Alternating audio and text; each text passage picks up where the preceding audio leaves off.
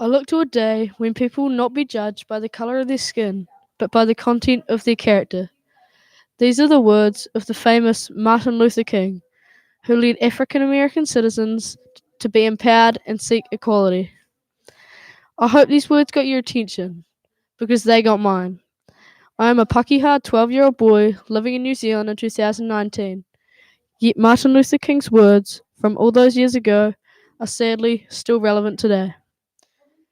Racism can be defined as a discriminatory or abusive behaviour towards members of another ethnicity, usually carried out by members of the dominant ethnic group.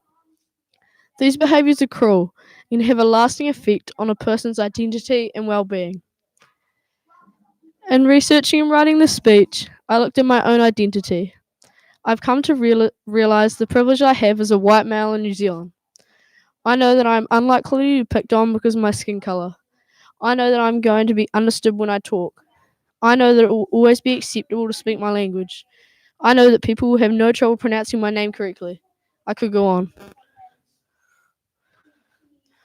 While I acknowledge that racism is present across all aspects of society, I've chosen to speak to you about racism in New Zealand rugby and whether it still exists today.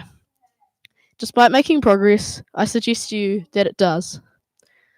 While this may be uncomfortable for some of us to hear, it is nowhere near as uncomfortable as being made to feel unwelcome and ridiculed for the colour of your skin or your ethnicity. Rugby is our national game.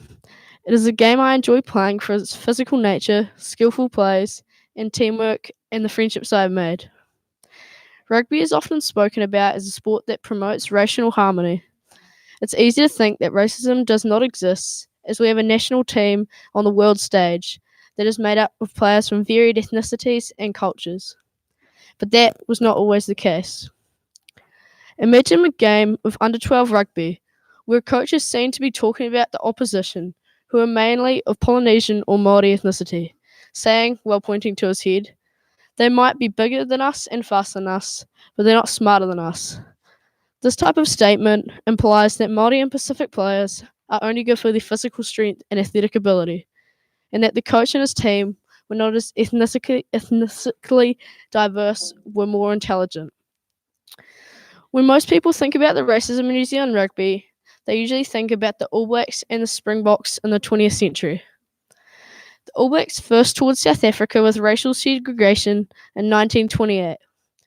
Although Māori had always been eligible to represent New Zealand, the New Zealand Rugby Football Union chose not to select them to play in South Africa.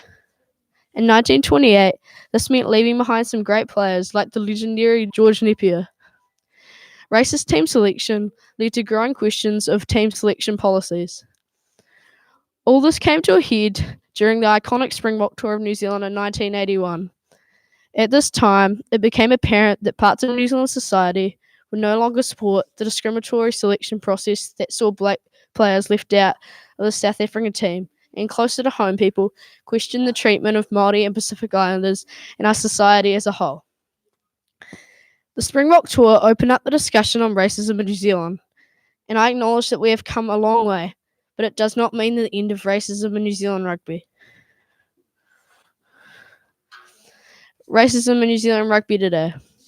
I'm going to give a few examples.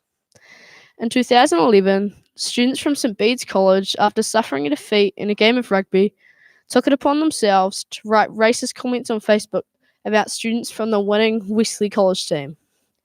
The students commented that Polynesian rugby players are known for their brawn, not their brains. They also claimed that most brown people were stupid on a benefit and had children while still at high school. Earlier this year, a player from the Marist Albion Rugby Club in Christchurch was reduced to tears after being racially abused in a manner that I would prefer not to repeat. The player that made the comment is now suspended for 20 weeks. In 2016, Bronson Munro was suspended for 46 weeks for racially abusing a Fijian rugby player. I put to you these examples supporting my opening statement that racism is alive and well in New Zealand rugby. As young educated people, we have the power to create change in people's attitudes toward others that look different to them or have different beliefs to them. People are not born with racist attitudes, but rather these attitudes are learnt over time. Often these attitudes come from a place of ignorance, but we know better. We can role model to our parents, our grandparents, our coaches, our friends, whoever it may be that is displaying racist behaviours, what it means to accept difference. We can all be part of the solution. I challenge you to open your eyes and ears to the actions of our teammates, our family, and spectators of the game I love. Start small, by making sure we pronounce each other's names correctly. Be inclusive with our language. Get to know one another as we all have a culture, language, and heritage to be celebrated. Do not laugh at the jokes of your teammates, coaches, or spectators that put others down based on their ethnicity or skin colour. Do not accept the stereotypes that are so often used to categorize people who look and sound different to you. We're all part of the problem. If we tolerate the name calling and intolerance, racism can be subtle and small, but it leaves deep scars on those affected by it. We are lucky to live in a diverse country of almost 200 ethnicities, all of whom should be able to participate freely in the great game of rugby and wider New Zealand society. I leave you with this quote from the great Nelson Mandela. No one is born hating another person because of the colour of their skin, or their background, or their religion. People learn to hate, and if they can learn to hate, they can be taught to love. For love comes more naturally to the human heart than its opposite.